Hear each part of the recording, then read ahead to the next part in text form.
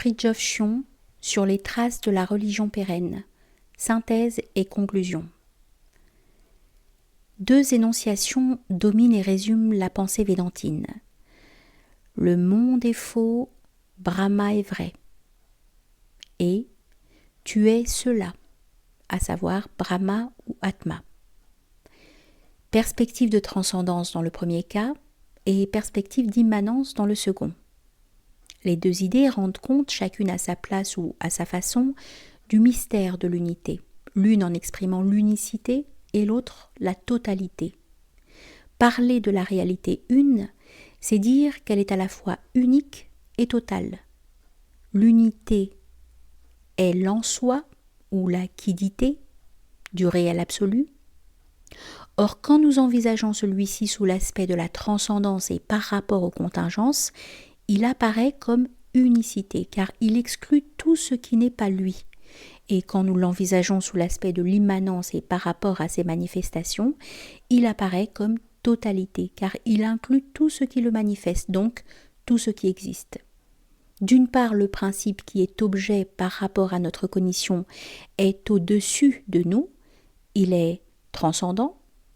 D'autre part, le soi qui est sujet par rapport à notre existence objective, puisqu'il la pense ou la projette. Il est au-dedans de nous, il est immanent. C'est dire que les phénomènes sont soit des illusions qui voilent la réalité, soit au contraire, mais l'un n'exclut pas l'autre, des manifestations qui la dévoilent en la prolongeant au moyen d'un langage allusif et symbolique. Certes, la transcendance s'affirme a priori dans le monde objectif, tandis que l'immanence détermine avant tout le monde subjectif. Mais ce n'est pas à dire que la transcendance soit étrangère au monde de la subjectivité et qu'inversement il n'y ait point d'immanence dans le monde de l'objectivité qui nous entoure et dont nous sommes par notre aspect d'extériorité. L'immanence concerne en effet les phénomènes objectifs du fait que ceux-ci contiennent une présence divine existentiante, sans quoi il ne saurait subsister un seul moment. De même et inversement, la transcendance concerne le microcosme subjectif, en ce sens que le divin soi, essence de toute subjectivité, demeure de toute évidence transcendant par rapport au moi. Ce ne serait nullement forcer les choses que de dire que le mystère de la transcendance se réfère d'une certaine manière à l'absolu et le mystère d'immanence à l'infini.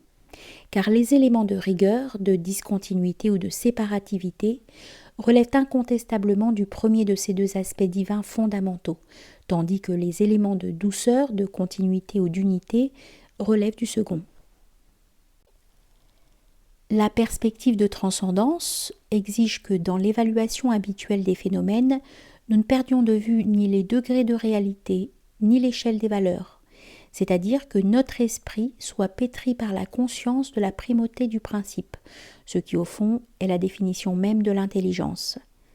D'une manière analogue, la perspective d'immanence exige que nous ne perdions pas le contact avec notre subjectivité transpersonnelle, laquelle est le pur intellect, qui débouche sur le divin soi.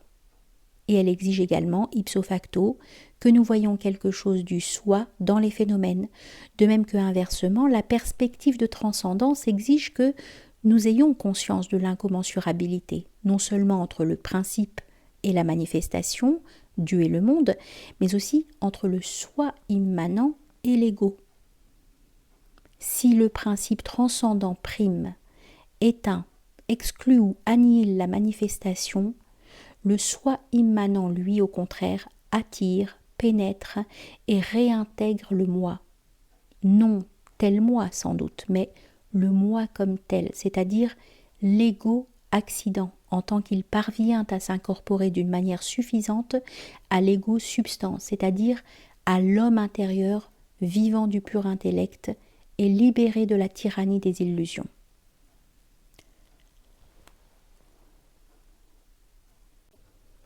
En tenant compte des affinités pour ainsi dire typologiques, la perspective de transcendance, laquelle coïncide a priori avec la vision objective de l'univers, implique le discernement spéculatif et en fonction de celui-ci, une certaine contemplation intellective. Par contre, c'est à la perspective d'immanence ou à la réalisation subjective que se réfère sous le rapport du genre la concentration opérative et avec elle l'assimilation cardiaque ou mystique. De plus, nous dirons que la concentration relève a priori de la volonté et le discernement de l'intelligence, deux facultés qui résument à leur manière tout l'homme. Discernement et contemplation, nous pourrions dire aussi par analogie certitude et sérénité.